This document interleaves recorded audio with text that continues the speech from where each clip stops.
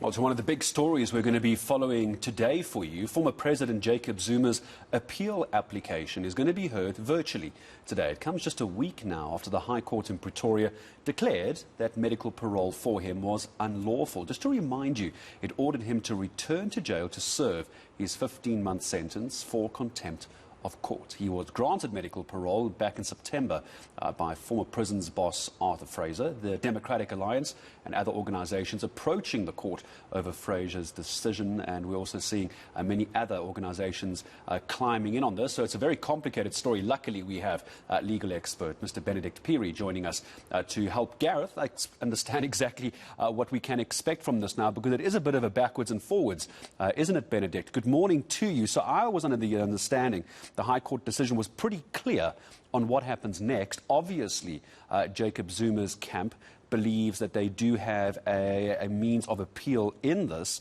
What do you think that is, if you think there is a way out of this appeal? Yeah, well, I think we're going to be caught up in this process for a while. You know, the appeal is quite a useful tool to make sure that you suspend the operation of the court order, meaning that the former president won't be going to jail anytime soon, even if the judge today finds that there are no prospects that another court could come to a different decision. I think we'll see right away the former president's lawyers petitioning the Supreme Court of Appeal to be heard there. So, you know, we are going to be in this process for, I think, well into next year at least. Before it's actually finalized, and the former president, I do believe he will return to jail eventually, given, you know, the strength of the judgment that we got last week from Judge Matojane. Some of the critics coming out and saying this is nothing other than another delay tactic by the former president and his legal team. Would a court of law, for example, today that's going to hear this appeal, would the judge in this case look at an argument like that, this being a deliberate delay tactic? I think certainly, you know, some mention will be made of that at some point, probably by AfriForum, who has opposed this application for leave to appeal. But strictly speaking, what Judge Matojane will be looking at today is whether on any of his reasons a different court could have come to a different conclusion. And personally, you know, the real crux of the matter is whether Arthur Fraser was empowered to grant the former president medical parole. And I don't think any other court will actually come to a different conclusion. I think the act is very clear. And I think it is very clear that what is happening here is, one, delay, and number two, a ploy to essentially keep the former president out of jail as long as possible. Let's talk about this jail term for a moment, Benedict, if we could. Help me understand the time that the former president has been out of prison since that decision was made for him to be given medical parole. Does that now form part of the 15 months that he was expected to be behind bars, or was the 15-month duration paused when he was given this medical parole, which has now been fought legally?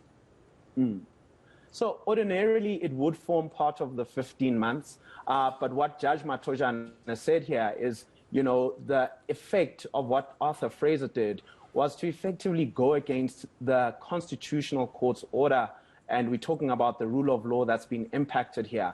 And you can't have a decision that is so unlawful and then pretend like nothing happened and just continue on after that. So he thought it's actually fair to all of the parties, including us as the public, and everybody implicated in this matter, that 15 months was paused from the moment Jacob Zuma left the Correctional Services facility to serve out the medical parole. So at this point in time, if, you know, Judge Matojane's decision is actually, you know, ultimately upheld by any appeal court, that's actually what will happen.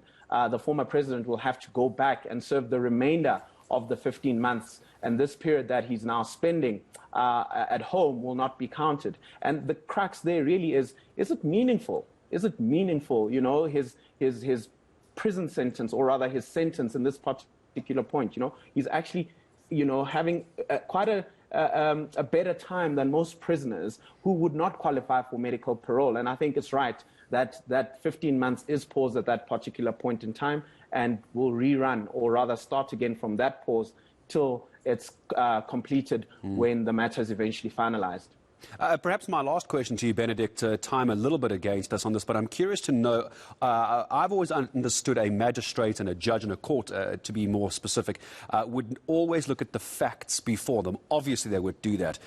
There was many a suggestion that the violence we saw earlier in the year was as a result of what some supporters of Jacob Zuma were saying is the unlawful prosecution, really, of the former president.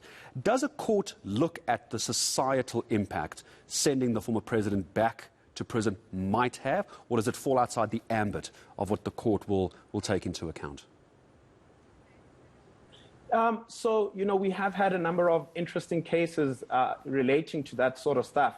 But in this kind of instance, it's completely an irrelevant consideration to the matter. I think the judge might be alive to what's happening in the country, but from a legal perspective, it's irrelevant to the consideration of the matter. You would recall when the Constitutional Court dealt with the death penalty, that some kind of public tone or what was actually happening in the country did sort of form part of what, they considered eventually. But in this particular instance, that's actually irrelevant for the judge and what he has to decide, this threat of public violence.